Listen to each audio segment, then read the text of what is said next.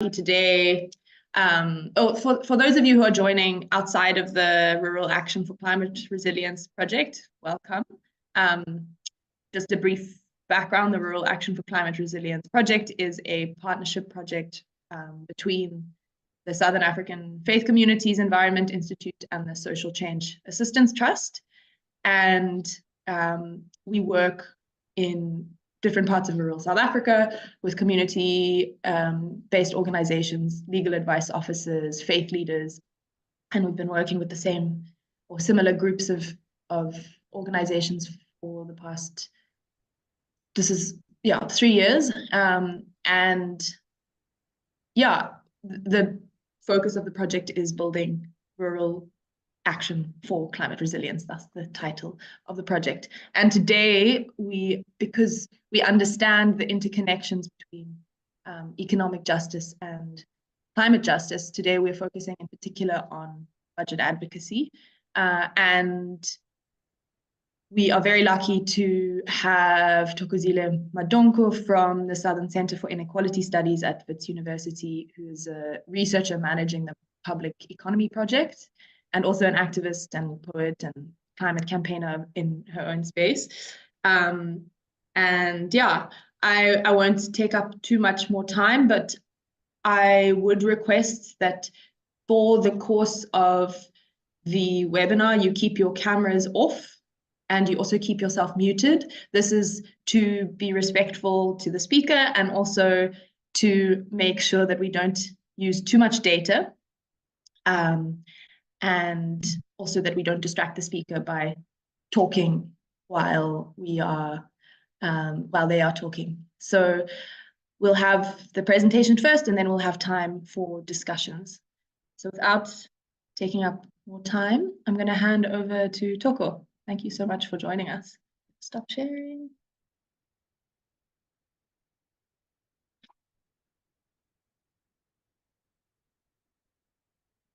Oh, sorry, that.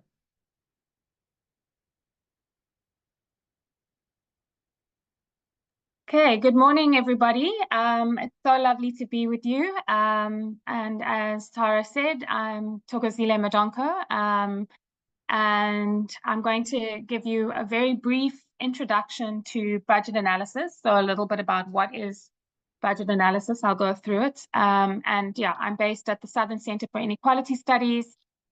Please feel free to reach out. I'll make this presentation available to Tara and the team so that you can have it on hand, but it also has my email address, so you're more than welcome to reach out to me if you have any questions. So yeah, just a little bit about me. I was born in Zambia, and I grew up in Zimbabwe, and then I got educated in South Africa and fell in love in South Africa and have a beautiful daughter. And I do facilitation, I do boxing, I love reading, and I do climate work as well, and climate action work, and poetry. So that's what I bring to the table today. And I've had years of experience in the budget advocacy sector as well. So today's presentation, we're going to talk about, is this a budget issue? So often we need to be able to articulate what it is that we're focusing on, be it access to water, be it access to services. You know, how do we make sense of the environment in which we're working in, and whether or not this is a budget issue becomes a question. Then I'm going to talk a little bit about what is budget advocacy. So what is that about? And then the purpose of fiscal policy. So budgets, what are budgets? They're policy, they are law. So it's important to remember when you see the budget tabled in February that is actually a money bill that then gets voted into law and gets passed and signed by the president, like all other laws do. So remember, it is policy. Then a little bit about why I want to encourage you to take on economics, and why we should be talking about economic issues regardless of which sector we come from.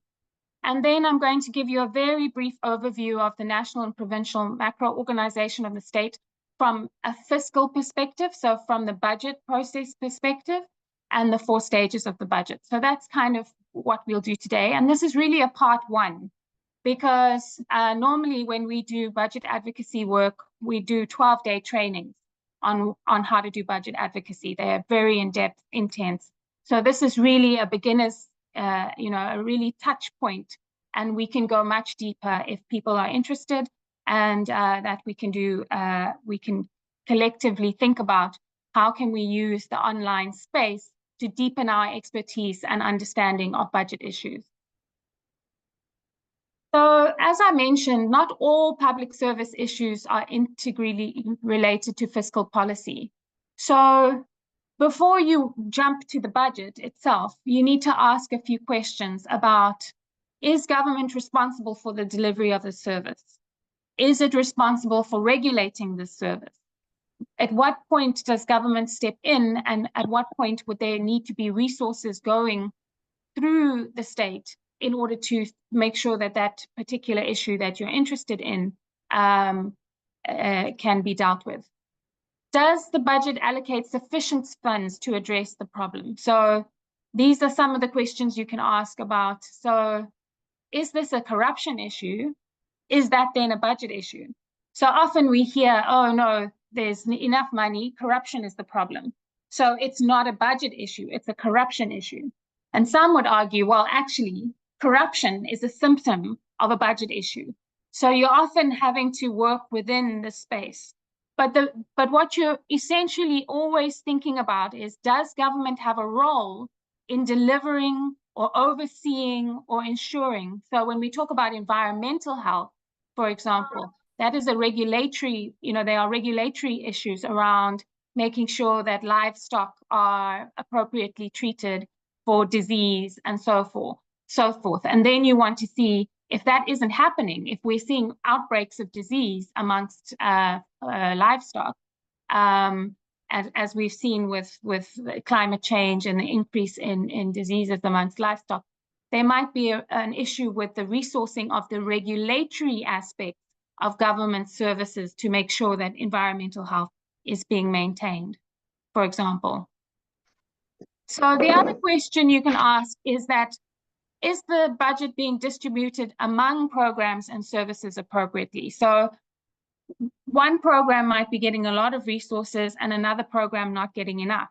And so your issue might be that, look, if you look at social development, it looks like it's getting a lot of money because of the grants, but you're actually interested in mental health issues and mental health services, and climate change and mental health services is a huge issue now. Are there enough resources being allocated, and are there enough services? Can people access mental health services? And then lastly, are the funds allocated to address the issue actually reaching the intended beneficiaries? So I saw somebody is from the early childhood development sector. So there you have a question around the subsidies that are coming through education to early childhood. Are they reaching the children? Are those subsidies enough, first of all, and are they actually getting to the children, or are these ECD sectors, under so much pressure that of the 10 Rand or whatever allocated per child, and I'm just throwing, I know it's not 10 Rand, but just using that as an example, maybe only 3 Rand is actually reaching the child in terms of services and beneficiaries. So, and we've seen work on the social relief of distress grant that even though the grant is available, it's not reaching the intended beneficiaries because it's so prohibitively difficult to access those services. So what do I mean when an issue is not a budget issue then? Well, I'm of the belief that everything is a budget issue at the end of the day, because we want government to play a role in being able to ensure that they're providing either services or playing an oversight role in the delivery of private services. So I'm a little bit of but certain things require attitude change. And so a lot of you are working in the climate space. We know that a lot of work has to be done about just getting people to understand that climate change is an issue. So that isn't necessarily a budget issue per se, but you would then ask what government programs, awareness programs are taking place to enable people to access the necessary information they need to understand climate change. And that then becomes a budget question for you. So here around, we kind of try and elaborate this in this diagram from a fantastic piece of work on the right to food, is that you are wanting to change mindsets. So certain aspects of gender-based violence, for example, is around patriarchy, it's around men's attitudes around women. That's a mindset. It's very hard to say this is a budget problem, right? But we can say there's not enough awareness raising, and so there should be, greater programs to deal with masculinity issues or whatever it might be. But then there can be direct interventions where there is a strong relationship to the government budget. And so we see when it comes to access to basic services at local government, the system is set up in such a way that you should be able to access a minimum set of access to water and electricity at a basic level that you should not have to pay for, because that has been funded. That is a direct intervention. Another one, of course, is receiving the child support grant or the SRD grant or the old age pension. If there's a direct intervention, if people are not accessing it, you can see there's a direct relationship. So in this example, if we are concerned about the right to food, there's a lot of work and attitudinal issues that we need to do around access to healthy foods, access to understanding how climate is affecting farming, how we want to protect seed sovereignty, whatever it might be. And you can then have a specific idea of how the government needs to modify its budget and or policy or program to enhance that enjoyment of that right. So if you're interested, for example, in seed sovereignty, you're going to look at the policies around protecting the sovereignty of seeds and making sure that we don't have GMO or unnecessary patenting of indigenous seed knowledge, for example, that can have an impact on the long run to the access to the right to food, which is around, small scale farmers being able to harvest their own seeds and not have to be dealing with big agri, for example.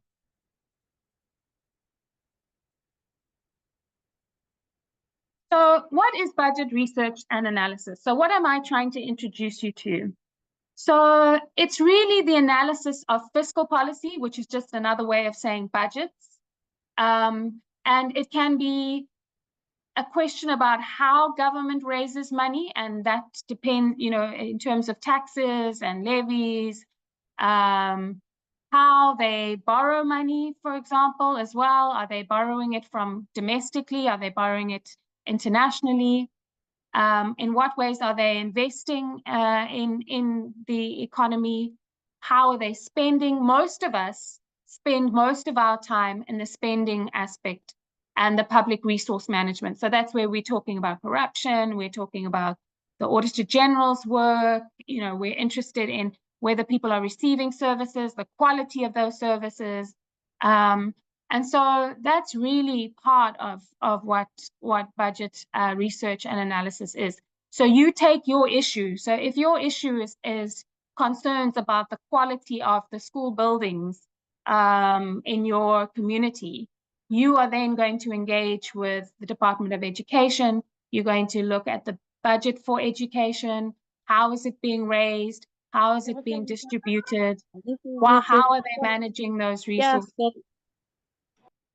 So you really want to look at analyzing the revenue sources and budget allocations, and you want to see how they will impact on poverty or on other specific developmental or social justice challenges. So I'm speaking very broadly. If you were a group of health activists, I would then be talking specifically about health. If you were a group of access to water, then we would talk about. So I'm using a very broad, so if it feels a little bit broad, I want you to have in the back of your mind, and you can put it in the chat, what are the issues that you're interested in? So are you concerned about clean water? Are you concerned about access to energy? Are you concerned about the quality of early childhood services? So what is it that you are identifying? Unemployment amongst young people.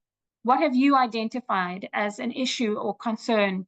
Street light, lighting, police services, whatever it might be. Put that in the chat, and then that gives us a sense of what you are focusing on.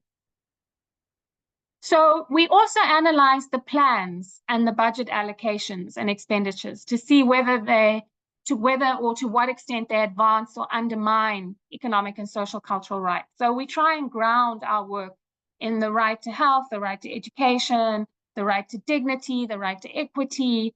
So we try and see, are these allocations exacerbating inequality, undermining rights, or are they actually strengthening? So, we know that further investment in dirty coal, big coal-fired powered stations is not investing in a healthy environment and the right to the healthy environment.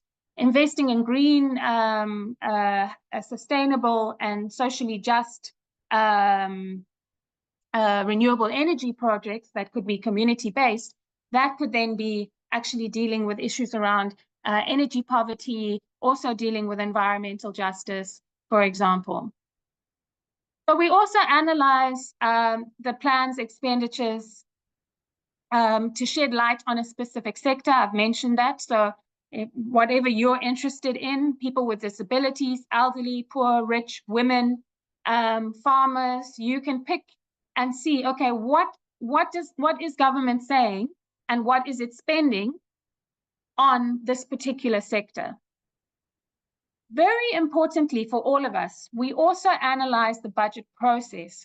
So that is how it actually works. How do we get from the plan to the actual budget to the execution? And I'm going to go into that in more detail. But the public participation and quality of participation, the right to know, the right to be able to access your municipality's budget is absolutely critical. Issues of accountability and oversight. So is somebody watching the way in which your municipality is spending money? Who is asking questions about the quality of spend, and so forth, and holding people accountable. So that's also a very important part of budget analysis that you could focus on. I'm in the process of doing a whole analysis on the fiscal ecosystem. So every institution that's involved in the budget process, because we want to know how it works in practice and what does it mean for public participation. And then the other area of my work, which is very important, is monitoring the implementation of the revenue and expenditure sides of the budget. So we want to actually see that schools are receiving resources. We can actually go and do social audits where we go and have a look and see in informal settlements where they have these public-private partnerships with the provision of toilets. Are those toilets being serviced? Are those contracts available? Are they, and are people actually receiving the necessary sanitation services that these contracts are supposed to be providing with the use of public funds? So you can pick and choose, and sometimes you're doing one or two or three, or you try and do a little bit of analysis and then you hit a snag and you realize there's no information and there's no data. So you get into the budget process, public participation and access to information issues, the right to know issues. And so what I'm hoping by the end of today is that you are going to go away and be a bit more interested in asking some of the expenditure and revenue questions around the issues that you are focusing on.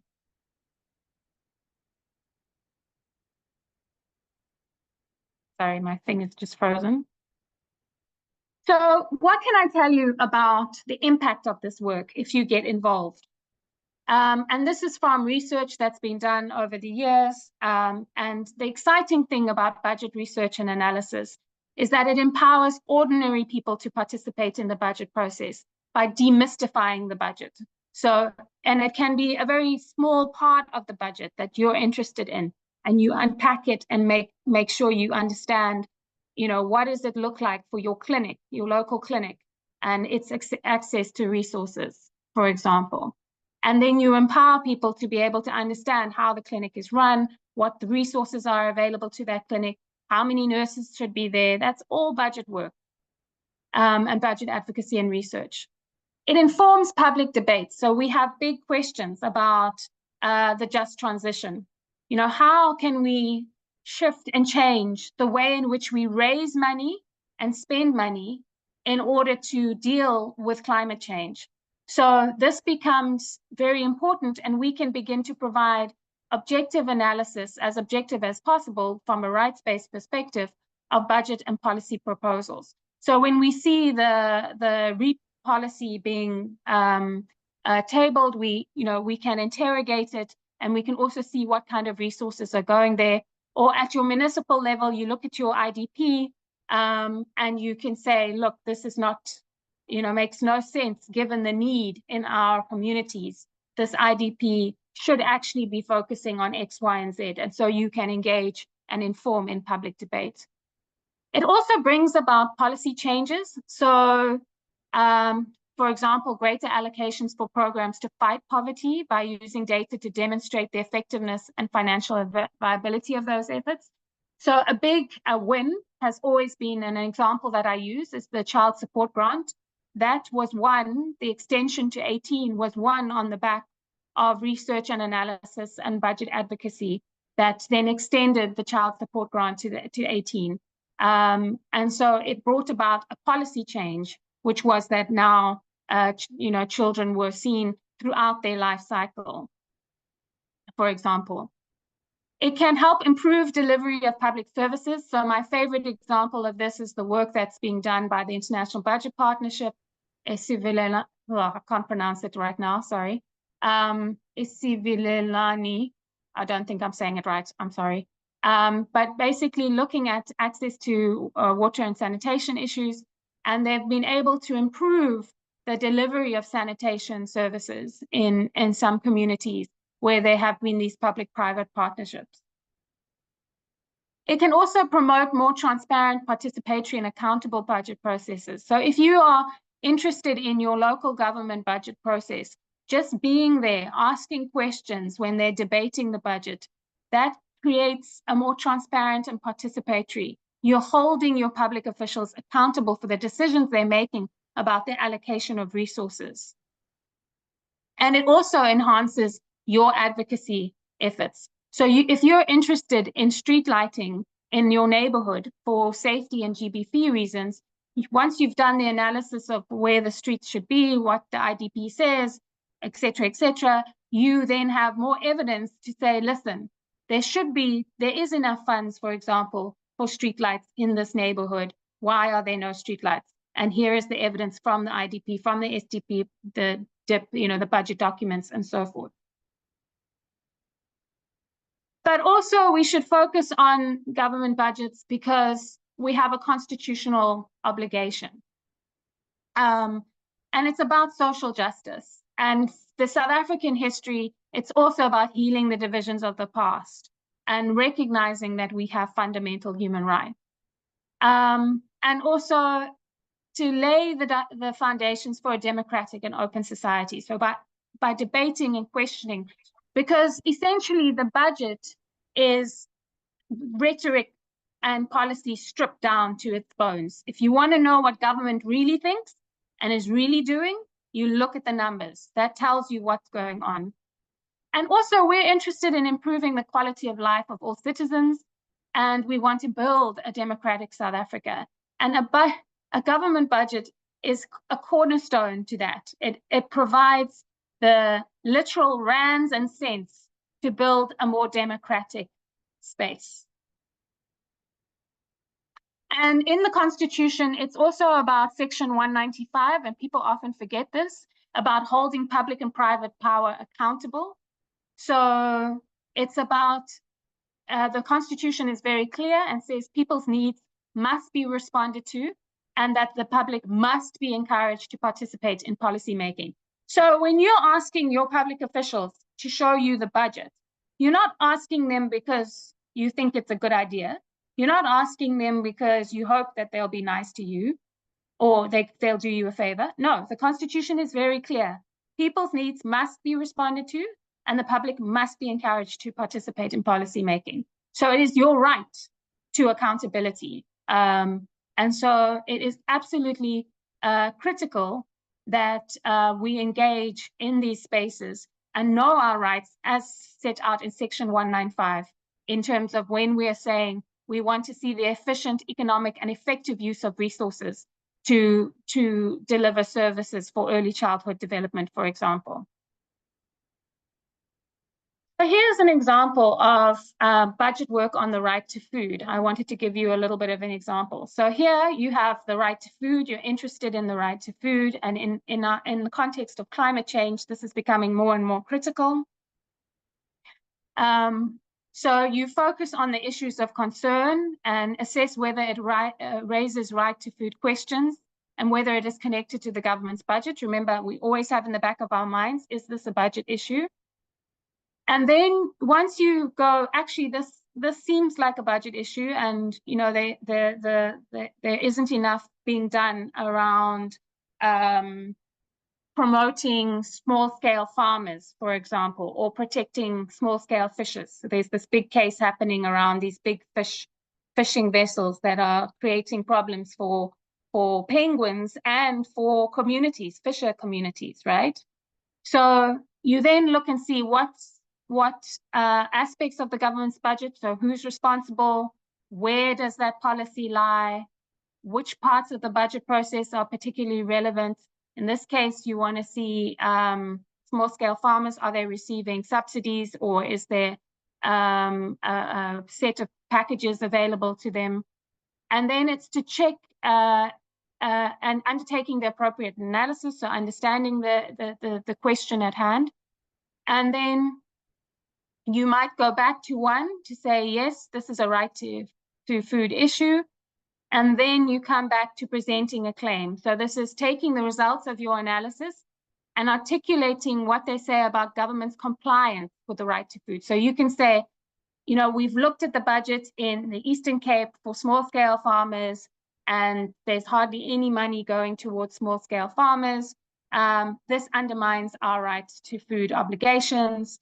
And, you know, we would argue that X amount needs to be allocated to small-scale farmers, or the X amount that has been allocated to small-scale farmers is not reaching small-scale farmers, because sometimes it's about the funds not reaching the beneficiaries. Remember, that can also be a finding, depending on what you're looking at. So the purpose of the budget as defined by the South African budget process is really straightforward. It's the government's money, is the people's money. So don't let anybody tell you that we're not all taxpayers. If you went to your local spaza shop, or you bought some airtime, or you purchased a Coke, whatever it is, you probably paid VAT, value added tax. And so you are a taxpayer. So the government's money is the people's money. So when you hear them talking about a narrow tax base, it's absolute nonsense. Everybody pays tax in this country. The budget is always a political exercise. So it is about politics. And it starts with choices about how we believe and think that our society should look. And it ends with political choices about which programs and projects get funded. So you're engaging in politics when you're engaging in budget work. So what is the national budget? I'm going to start big, national, and then I'm going to work my way down to local.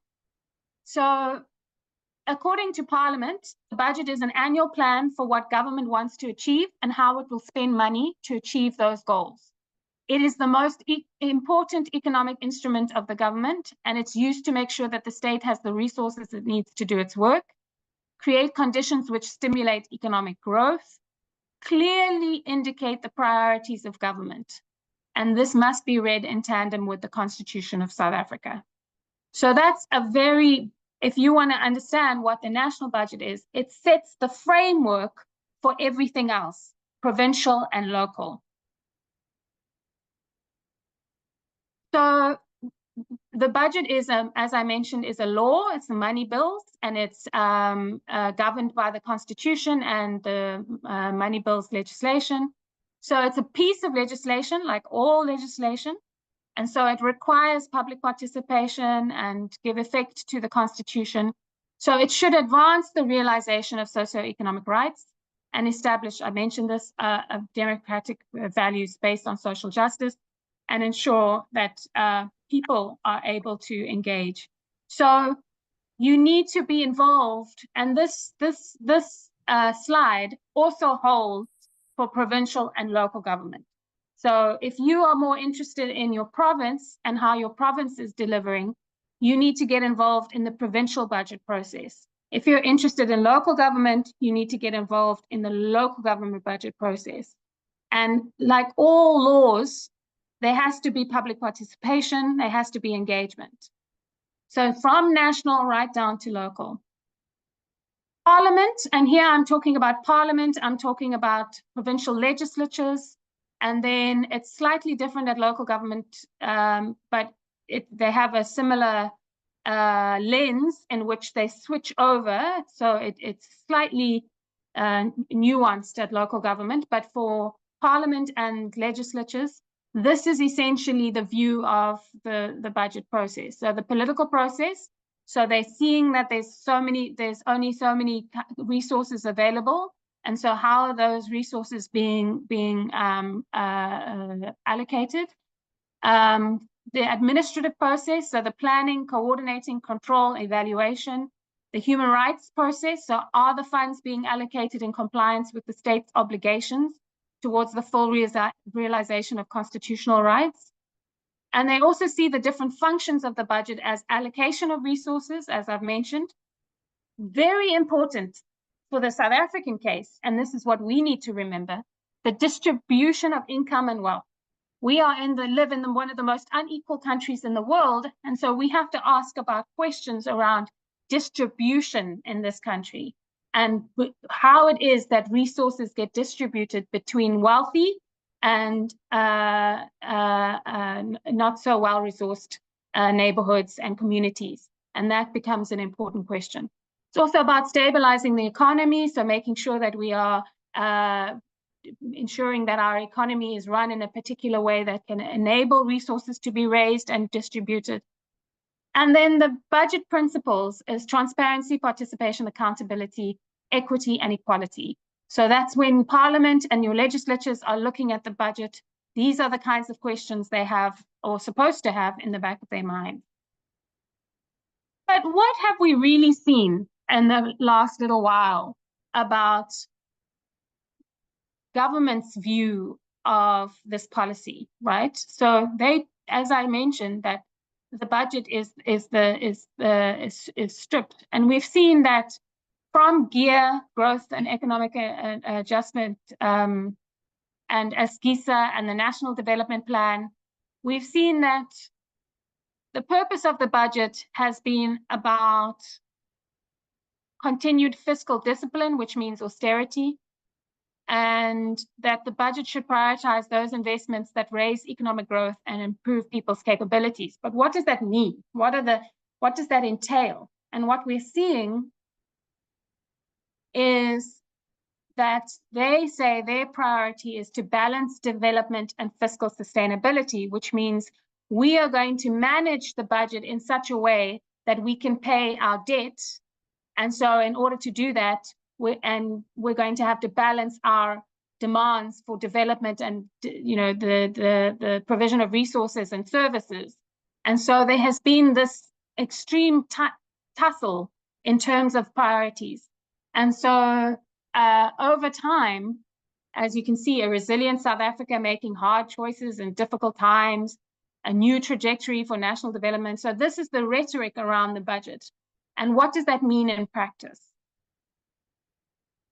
So the most important thing that you have to remember before I move on to the budget process is that the national budget is not like a single household. Don't let anybody tell you that, okay? And it's not like a credit card either. You can't max out a government budget. That's not it's not true. So first of all, the government has the ability to directly control money supply. What do I mean by that? It means in terms of how they raise taxes, how they print money.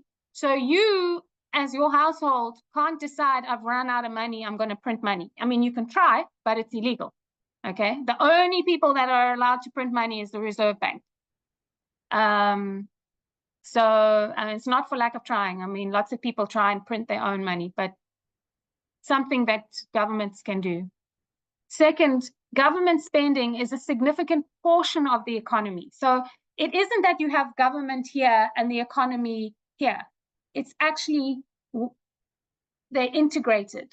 They're not separate. What government does affects what happens in the economy. So it's absolutely critical that we understand that total spending, meaning the impact of government spending on employment, wages, procurement of goods and services across the economy is massive, okay? And this spending in turn impacts government tax revenue. So it plays this role. It's a player. It's spending and buying and supporting small, medium enterprises. It's doing these big contracts, you know, so it's supporting. And you as a household can only maybe do one or two side hustles. You cannot fully impact in the way that a state can do, can engage. It can decide to open more mines.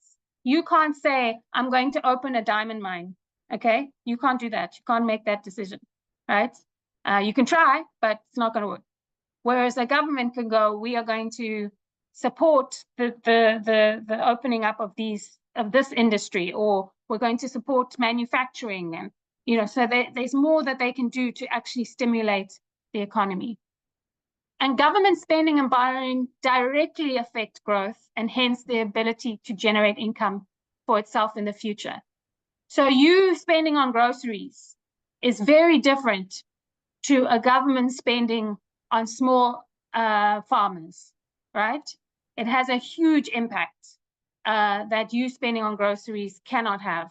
So it's not like a household budget. It's absolutely important that you recognize that when you hear them tell you they've run out of money, please quote me. A government cannot run out of money.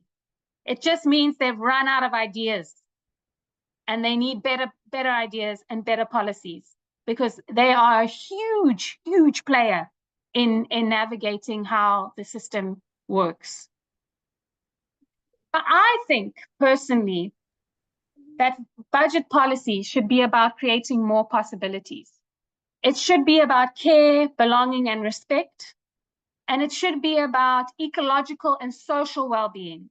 So I would much prefer that we have fiscal policy that reflects the sacred balance that we want to achieve amongst ourselves and with nature, you know, with our environment, and develop deep democracy, and to really think about a care economy in which women's work is appreciated and valued, in which men's work is appreciated and valued in the way that they are able to then support their families and households, for example.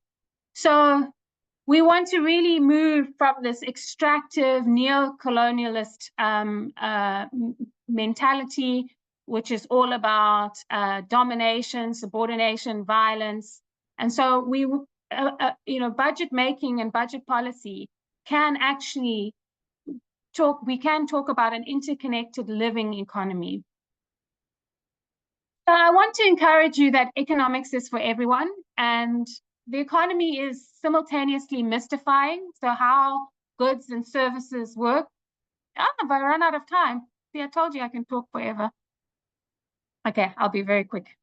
It's very, very. No, I'm going to give you. I think this is really important. So I'm going to give you more time, but I'm going to give you till 12. Okay, all right. If that's, or like another 10 minutes. Yeah. Okay.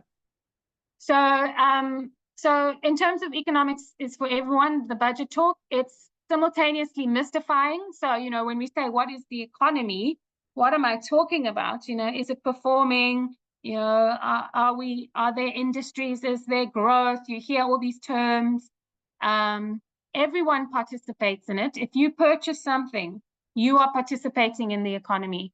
Everyone knows something about it. So you know that bread went up, or the taxi fares have gone up, or, you know, the electricity prices are, you know, you bought electricity yesterday and last month it cost X and now this month. So everybody understands it. We're engaging with it and understand it.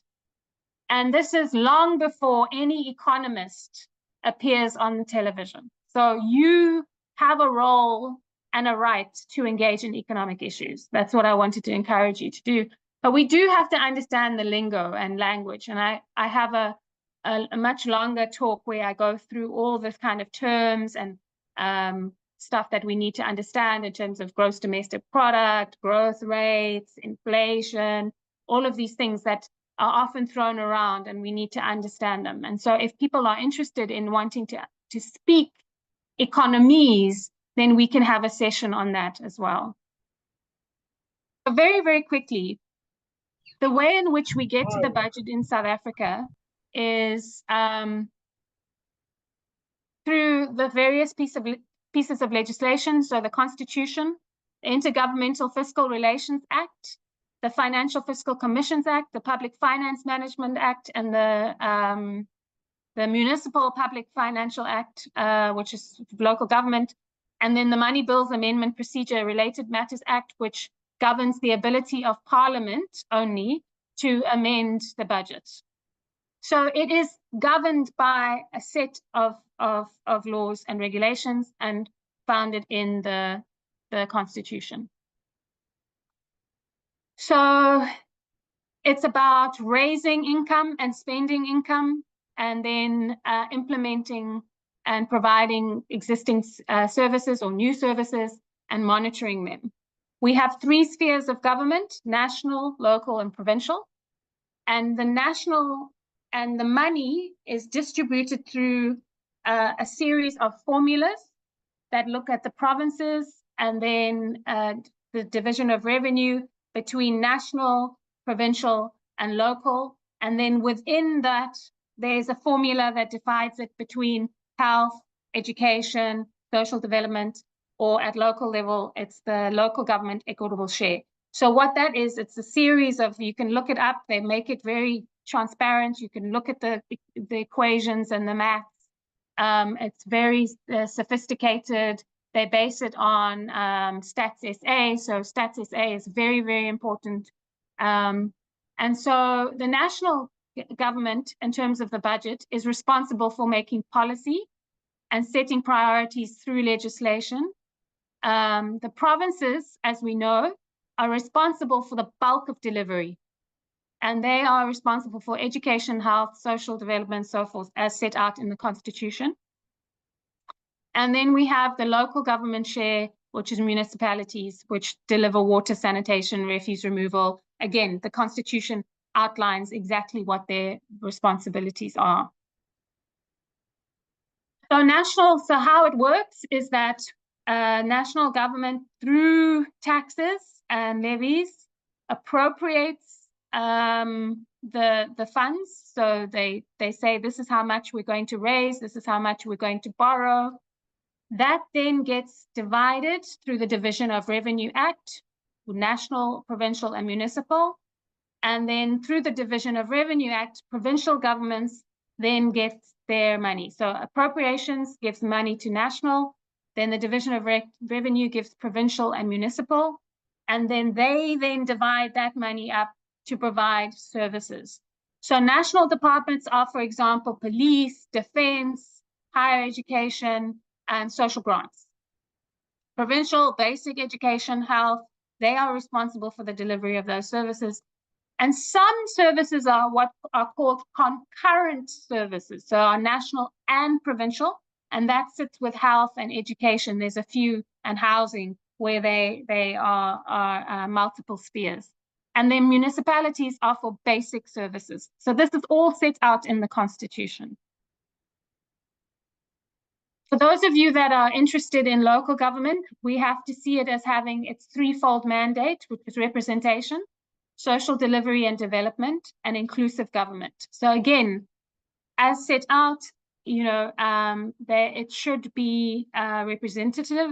You should be able to access your ward councillors. There should be delivery of services, that there should be participation, and so forth, and inclusive. So you should be able to engage meaningfully in the budget process at local government level as well. Yeah. Okay, so I'm going to go through this very quickly. So in the local government context, you have the political institutional environment, which is the policies, the government priorities, both national and local. We have then, National Development Plan sets out the 2030. Then there's all sorts of different smaller plans, and then you have the IDPs, the SDPs, all of those things that set out the allocation of resources. Then there's the legal framework. So the difference with local government compared to province is that they can raise funds. So they can raise revenue, which provincial government and national government cannot do easily. They don't have that mandate. And then the budget process is where the money comes from, grants, rates, how is the money allocated, what decisions are made, and where's the expenditure. So budgeting for service deliveries tends to work within 3 core budget principles. That is good to remember: living within our means, so fiscal discipline. So the idea is that we can't just use all the resources. We've got to be responsible, got to be sustainable, especially for those of us that are thinking about environmental issues. We don't want them to just go, okay, now we're going to just ramp up, gold production and just dig for gold everywhere and ruin the environment. So there's got to be some living within our means. It's about moving resources to where they are needed. So we want to make sure that early childhood development is a core policy priority, that young children are accessing early childhood services, for example. But we also want to know that we're getting bang for our buck, so that the money is being well spent. And that we are getting value for the money. So, often you'll hear the Auditor General telling all sorts of stories about how much money is spent on, purchasing a car, for example. That's not value for money. They are essentially, at a very basic level, 4 stages of the budget process, and these are recognized internationally. And in these stages, it's who decides. They are decision makers. What is decided, the issues being decided, how the decisions are made, the process. Remember, I said that's quite an important aspect of our work. And how are they enforced, implemented, and evaluated? So the monitoring. We always start with policy. So if you're interested in the access to water, you need to make sure that you understand what the overall policy framework is around water in the country. What does the NDP say about it? You can even go internationally, so what's SADC, or regionally, or, you go as big as you want. And then you go down to what are the provincial plans for the delivery of water and bulk infrastructure. And then you'll go down to your local level, the SDPs, the IDPs, the municipal SD, to find out exactly what they're saying about the delivery of water. So you can't look at the budget without understanding what the policy is. They have to go hand in hand. It's absolutely important.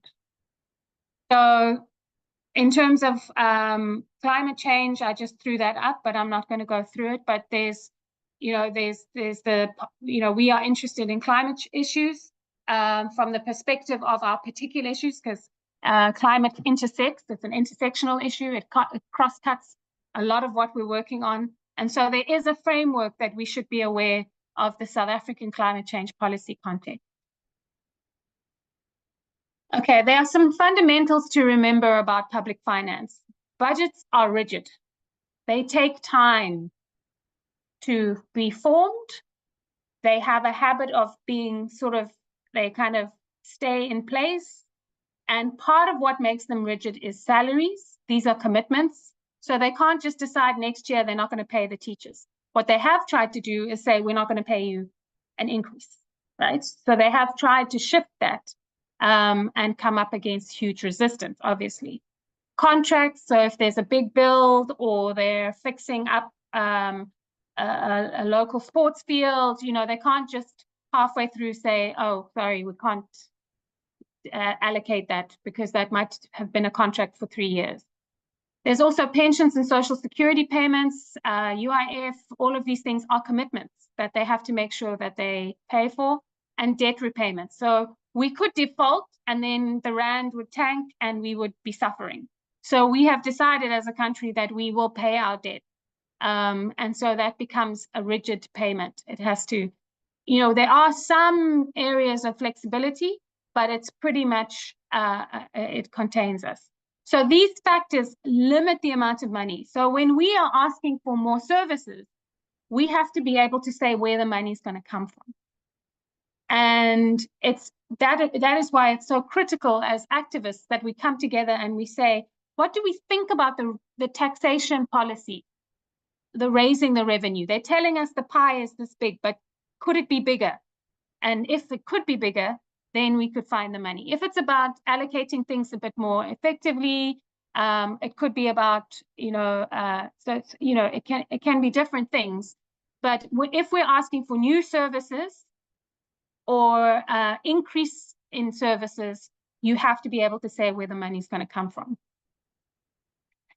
It's often based on political trade-offs. What you get is what you don't get. So the trade-off, again, as I've said, so where should you look for this money? What would need to happen in order to raise more money for your particular issue? And what would be the political costs from the change in the budget you want? So there's been a lot of debate about the increase in higher education within NSFAS having a huge impact on basic education. Now, one could argue, but maybe there's a bigger question there about raising more taxes.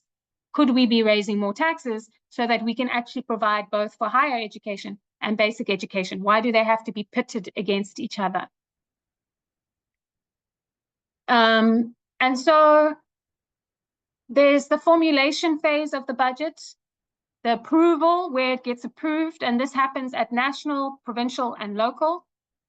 There's a point where it gets executed, so the monies get dispersed, and then the allocations are made, the laws are formed, and then there's oversight, which is checking that the monies, the accounts are being spent appropriately. And here the Auditor General plays a critical role in oversight functions. Okay. I think I'm going to skip this. And just, yeah, I've mentioned the AG. So what I wanted to do was a quick quiz. So if we're talking about, there's the formulation where the budget gets formulated and the policies are put together. There's the approval of the budget where there's the debate and discussion and the budget gets enacted into law. Execution where the revenue is raised and the money is spent, and then the budget oversight. There's a few questions you can ask about your issue. Where does it sit in the budget process? So if you're interested in the total amount of money being allocated to eradicate the bucket system, where would you look? Would you be in the formulation or implementation or oversight? The total money amount of money being allocated on poverty, the introduction of a new form of tax, money allocated to EPWP in the education budget, the non-delivery of contraceptives, fraud in the procurement process, poor financial management. So all of these, if these were your issues, you would be looking at different stages of the budget. That's what I want to encourage you to think about, is that, so if you're interested in a new form of taxation, then you are interested in the formulation phase. If you're interested in the non-implementation of the audit findings, that is the oversight phase, for example. The non-delivery of contraception, implementation phase. So each phase has a different component to it, by way of example. So I've come to the end. I did try to time it and I timed it badly, so I apologize. I hope you're all breathing and I've given you enough food for thought. So I thought if you have a pen and paper or just want to close your eyes for 1 minute, what is your top insight from today? What is the most straightforward thing you could do as a result of this workshop? And what are you taking away from this session? So what worked well, what worked less well, other comments. So just a little bit of feedback so that we can open up the conversation. So if you want to just take a moment to think about what is your top insight from today? What is the most straightforward thing I will do as a result of what this little workshop has, you know, from what I've spoken about, what is the kind of first thing that you think of that you could do? And then what are you taking away from this session?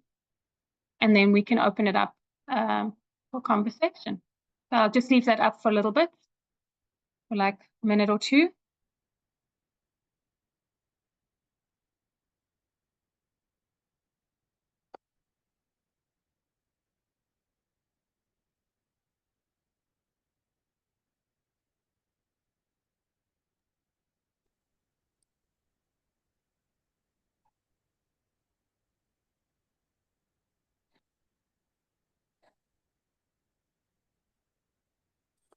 Good morning.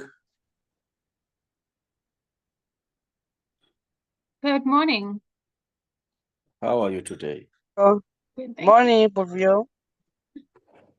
I think the first step will be to access the budget, whether and also the IDP at a local government level.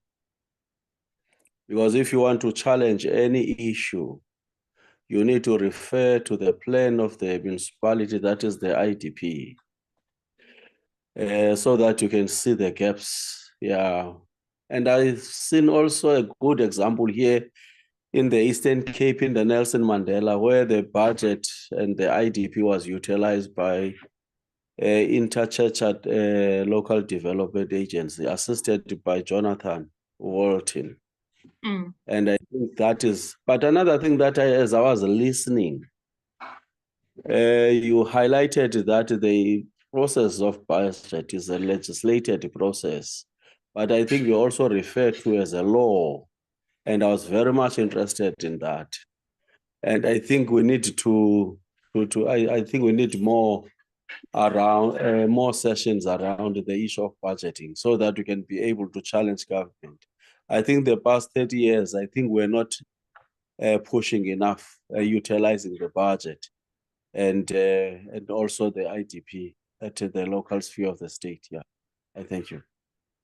Thanks so much. And Vuyo, can I quickly ask you what area are you interested in? What would you be engaging? The core to me is the issue of high levels of poverty, but also we have been trying to pursue and understand what is happening with the basic income grant, specifically to benefit, you know, the people between 18 to 59 years. Mm. We understand that the issue of basic income grant or universal basic income grant will be a reality. Mm. But we don't know how much will the citizens receive from that. Mm. And we've seen this year that government promised to increase the 350, and it was just an increase of 20 rand, which was just nothing. Mm. And I don't think that we must also be in that state or that situation as we are moving forward. I think we must be able to be equipped so that we can engage. We know the facts, the figures, in terms of the national budget. Yeah. Mm. Great. Thanks, Vuyo. I think I'll stop sharing and then we can have people just come in. Or you can put your hand up or however you want to go. If anyone wants to go next.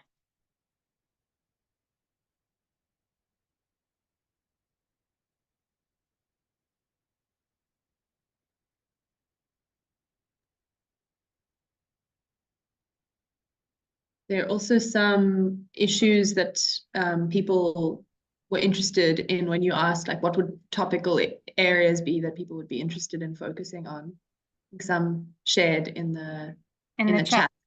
So it could also be an entry point just to open the conversation if you want to have a look Okay. there. I think like farming and unemployment, environmental justice, the universal basic grant, access to energy, gender-based violence, women in farming. Yeah. Yeah, this is great. So can I ask, has anybody had any experience engaging with budgets for your particular issue? Have you read a budget? You can put it in the chat or answer.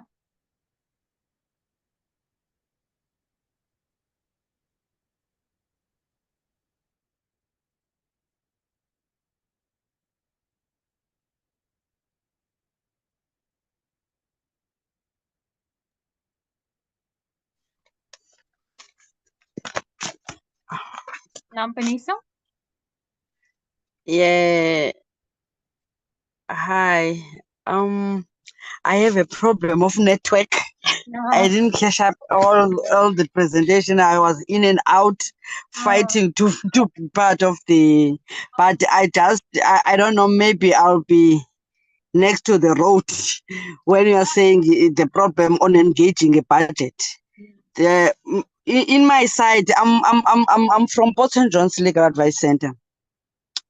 In my side, like when we try to discuss our budget with the municipality when they are doing their IDPs, ne? So we're trying to discuss those budget. You will find that it's not easy to take part fully, because you don't know the income that they have. Clearly is not put it in the table that on this area we have so much budget, so we budgeted like this. And what I've been noticed in these sessions, when they present their budget this year, and you will find out some of the items presented in 2023 is still on their budget with the same amount or a little bit higher, while there's nothing happened. For instance, we have a program of special SPU, special program unit in our municipality, where our programs as NPOs are under in the municipality. We have our budget there. We plan for the event or for the year, but when it comes to implement, there's no budget within the municipality. We end up as NGOs doing our programs without them. We only invite the special program unit officer to come and just support the program, not to come with the budget that we were agreed on when we were drafting IDP. So that's my challenge in terms of budgeting, because we budget, we participate in this budget, but when it comes to implement, there is my big problem in how to, because now even if they will come this year, they will not report to us or present to us that the budget for last year we take to another item, you see. So now we have to rebudget, okay, to start afresh, or we add on the last year's budget. So that's my challenge. It's not easy to discuss or to elaborate more in this budget, especially in our local municipalities. Thank you. Yeah, and I mean, that's a very important point that you're raising, because one of the things that we are seeing with municipalities is that they're developing budgets that are essentially unfunded. They don't have the money to fund the activities that they're doing because they are not raising the money. So at local government level, it's interesting because what they do is they kind of forecast what they think they're going to raise, and they don't actually raise that amount of money. And so it creates problems for understanding exactly what the financial situation is of the municipality. And so we see that a lot of the local municipalities and rural municipalities are essentially bankrupt. And so what you're facing is also a systemic problem. And part of that, interestingly enough, is work being done around the assumption that municipalities can raise funds from utilities, from electricity and water. They're meant to be, in theory, they're supposed to be able to receive the local government equitable share formula, which gives them a certain amount for free basic services. But that amount for free basic services is not being spent on free basic services because the municipality doesn't have enough money to actually fund its own operations. And so they draw from those funds, and then they don't raise the money because the communities in which they are based cannot afford those utilities. So there's been a discussion about looking at the budget framework for local government, especially in light of climate change.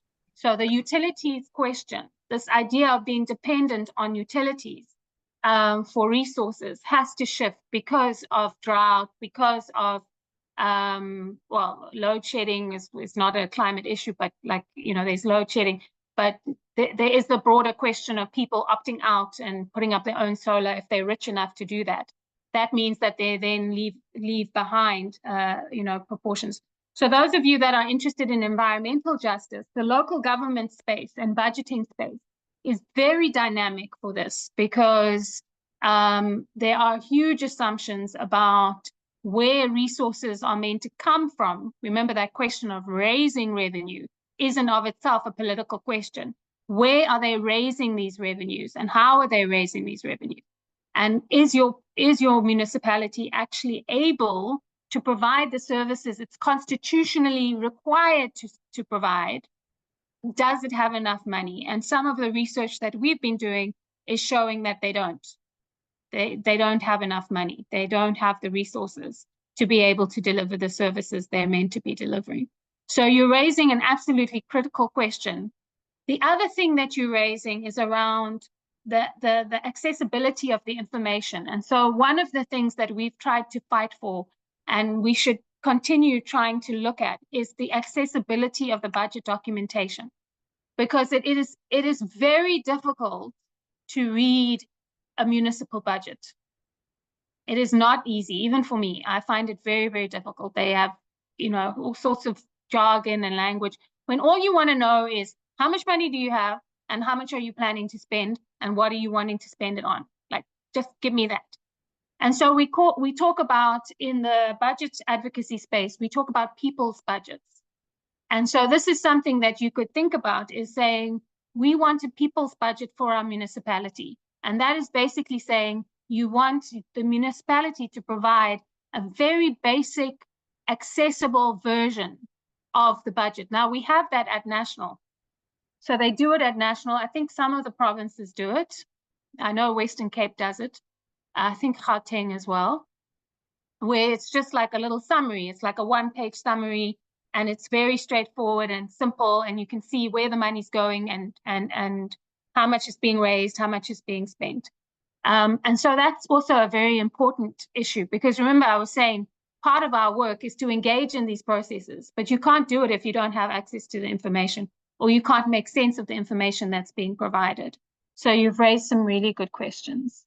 Pobeza, did you want to go next?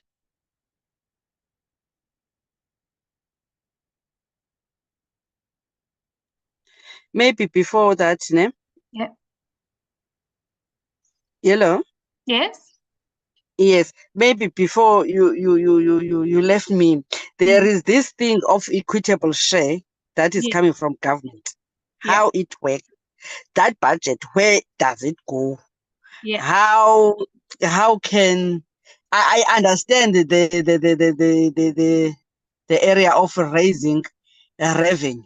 For instance, from my municipality is not such money or revenue, because it's very, very small and poor. So in terms of raising revenue, it's not easy that you can rely on. But there is this equitable share from government is coming to the municipality, and those MIG monies. So it's too difficult, really, for me.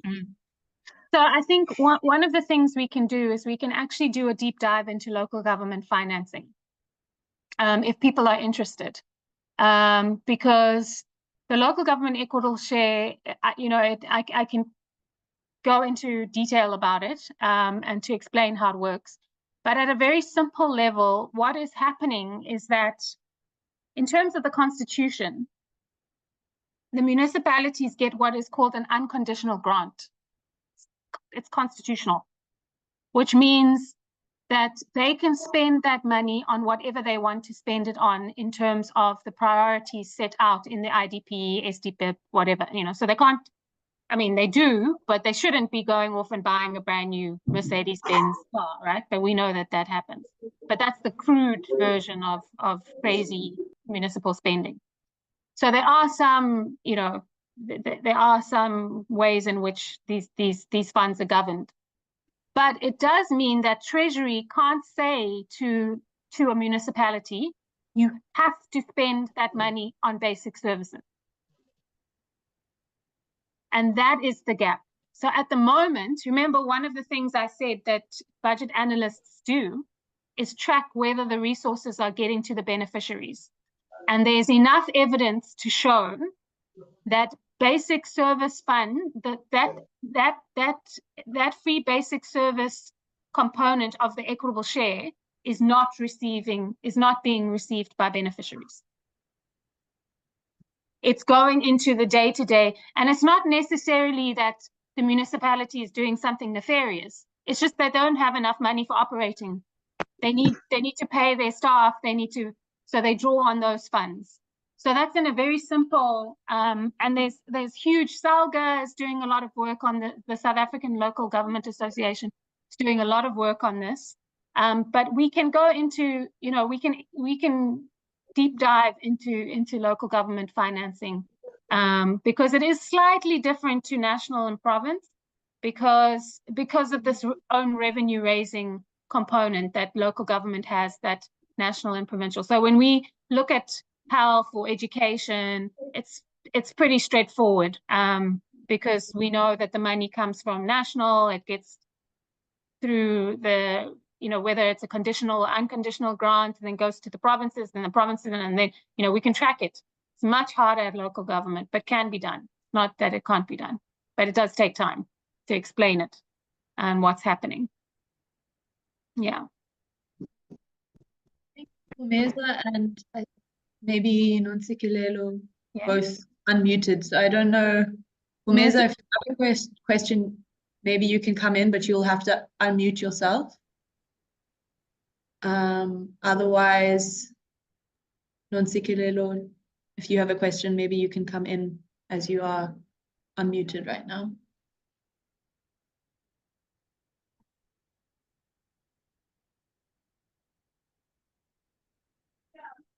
Or perhaps that was an error.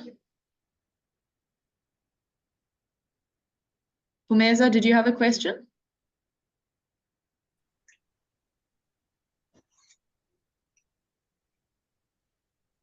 No? Maybe not. So I think this might have been quite an overwhelming presentation, because it's a lot to digest, and I'm so pleased that you've stuck through it. And I'm really excited by the different levels of interest and sectors that you're interested in. And I think that, is quite a challenge, because you want to find a way of providing input that is useful, but also helps you understand your issue. And so one of the things that might be a useful next step, again, it depends on whether you find it useful or not, is to actually spend some time working on the questions that you have in your sector that can be dealt with in the budget. So, if you're interested in unemployment, farming, and municipal service delivery, we can really go, okay, what about that are you wanting to to focus on? Are you wanting there to be employment opportunities within farming, or employment opportunities with service delivery? Oh, I see a hand up. And then, so what we can do is that, and there's a lovely mechanism called the Super Duper Guide, where I can take you through how to develop your budget questions. So first of all, your policy question, your budget question, and then how do you go about answering that budget question? Center for Early Childhood, please go ahead. Good afternoon. My name is Yusra Ehrenreich, and I'm the Advocacy Manager at the Center for Early Childhood Development. I just wanted to say that this has been incredibly helpful, so thank you so much. And earlier you made reference to just an example, for instance, of the ECD subsidy. And when we were trying to increase that amount, which has stayed 17 Rand for the past 17 years, and speaking to significant people in government at a national level or provincial level, something that they continuously raised, despite knowing sort of the economic benefits, why it's important, why you need to have this political trade-off, they said that they found what was actually lacking was advocacy around budget. And that was a suggestion, because we asked, what more can we do? If you have the information and the data and the evidence, how can you then translate that into acting and increasing the budget, sort of putting your money where your mouth is? And advice was around budget advocacy. So that has been so fantastic. And I was wondering, is there a moment in the budget process where it's useful to connect with or engage with the different treasuries at the different spheres of government? And sort of when would that be? When does Treasury get involved? I understand the parliaments would have to get involved if it's a piece of legislation. But yeah, when do you think of approaching the Treasury? So thank you. That's a fantastic question. And the nice thing is that as budget advocates, we actually work throughout the cycle. So we are wanting to engage in as many opportunities as possible. And you can have what we call the formal spaces for engagement. So like the medium-term budget policy statement, for example, will be tabled in October now. And so you can do some advocacy work around what you would like to see in the medium-term budget policy. It's a 3-year budget proposal. And you can do advocacy around what we want to see in that. We want this to prioritize early childhood. This is the benefits for the economy, because there's a lot of focus on the fiscal framework, so the big picture. And then there are parliamentary processes involved with that. And then you can also what we call invented spaces. So you can create spaces where you have a closed meeting with a series of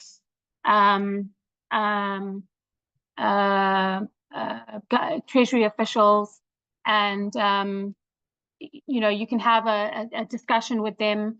There's been some interesting talk now because of the sort of the political change that we've experienced, is that you could do quite a bit of work on now caucusing with the different political parties. So you could be doing that as well, to start getting like just pamphlets out saying, this is why it's important to engage on early childhood issues ahead of the medium-term budget policy statement. And then in February, it's always good. I mean, that's a very exciting time. It's when the budget is tabled. There's lots of space for engagement. And Treasury, the important thing about October and February is that Treasury has to respond.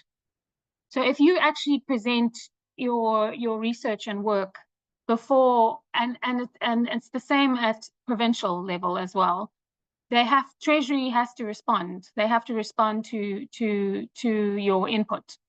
And so that also then gets that conversation going, which is quite important. So we encourage a lot of, and I mean, you can also join there's the Budget Justice Coalition, which is a coalition of organizations that engage in the budget process, and they do budget advocacy work, and they support organizations to, they are sector, they support, if you bring your sector then gets represented by the Budget Justice Coalition. And and then they do the presentations or help with presentations and press releases and interviews and that kind of thing. So that's also a good platform to engage with. Thank you so much. That's really fantastic. And I'm pretty sure we will reach out to you to get more in-depth sort of workshops as you've offered, because this has been so wonderful. I have a follow-on question, if you don't mind, or if there's maybe no one else with their hands up. Okay. So you mentioned the medium-term budget policy, and we had presented on that or made comments on that related to early childhood development in 2020. And it's interesting that you're saying something around like Treasury needing to respond. So my first question is in what way? Because I don't recall getting a response. And then the second question is, the second point on that is maybe around what you said in the stages of the budget process. So kind of like monitoring and seeing how your comments then turn into laws or change the laws. Because what we're finding a lot of the time in working with government, we also work with the City of Cape Town quite extensively on their policies and stuff like that, is this idea of what is proper public participation? Is it a tick box exercise, or are you considering the comments and reasonably rejecting or accepting them to actually change processes or the budget or whatever the case may be? Yeah. So so the MTBPS responses come out in February first of all, they respond. Usually the Finance Committee will have Treasury come back and respond to the presentations. So they respond in person. And then in February, the budget review that is published with the budget. So it's the narrative to the budget documents. So it's the narrative to the budget laws. That then includes the responses to the civil society presentation. So it's in that document. So if you have a look back, you should be able to see, if you present it before Parliament, your comments, there should be a response to your presentation. Fantastic. When did you say 2020? Yes. So you would look at the 2021 budget review. Okay, that's very useful to know. Thank you. So I just saw a comment in the chat, which I think is also something that we have to think of collectively. That's becoming an increasing issue, is around the actual funding of NGOs itself. And we saw that in Gauteng, there was huge issues with cuts to NGOs, NPOs as well. And so there is a strong move to try and defend funding for NGOs and NPOs. And so absolutely, I hear you when you say that, it's really difficult when you yourselves are constrained and you don't get the funds that you need to be able to exercise your democratic responsibilities, essentially. So again, I would encourage joining the organizations that are fighting or supporting them, that are fighting for better resourcing. This is an area of work that I'm now focusing on, which is financing of the care economy. So it is something that I have on my agenda around resourcing for NGOs and NPOs. And I think there hasn't been enough noise made about what it means to underfund civil society, because that's essentially what's happening. They're underfunding civil society. And so that is the strain that you are experiencing. Yeah, so I don't know, I think we've run out of time. If there's anybody with a burning issue. Yeah, I mean, I think it might be worth just mentioning that this is the first, I think I might have mentioned it at the start, but some people joined it later, that this is the first of a series of 2. And so we'll also be hopefully putting together a review that you can respond to, and then tailor the second one to be a bit more targeted. Good. Monica, do you have a question? Yeah. Thank you, Sarah. I just want to know, how much is the unconditional grant as compared to the conditional grant in percentage? Is it bigger or is it smaller, the unconditional grant? And number two, I just want the presentation to focus more on the local government, as we are dealing with local government mostly, and have more information on local government issues so that we can engage with the local government properly informed. Thank you. Perfect. So in terms of the equitable share, the unconditional, it's basically the transfer to so it's I don't have the figure off the top of my head. I think it's something like 70% is the amount that goes, but don't quote me, it's around there, it's hovering around there. That's the unconditional grant. The conditional grants to local government are much smaller amounts. They're not really, you can't even really put them down as a percentage of, well, maybe you could, but they're not, you know, for local government, they really are interested in their own revenue raising abilities than the conditional grants. But that's something we can definitely go into again in more detail, because it'll depend on whether we're talking about a city, you know, municipality, local municipality. You know, it also depends on what level we're discussing and within local government itself. Yeah. Cool. Any last minute questions before we wrap up? We like to, for those of you who are, this is your first RACR webinar that you're attending, we like to take a picture at the end. So I might just ask everyone to turn on their video so that we can take a picture of all of us together. But yeah, if anyone has a last minute question that they want to throw out before we do that, feel free to do so while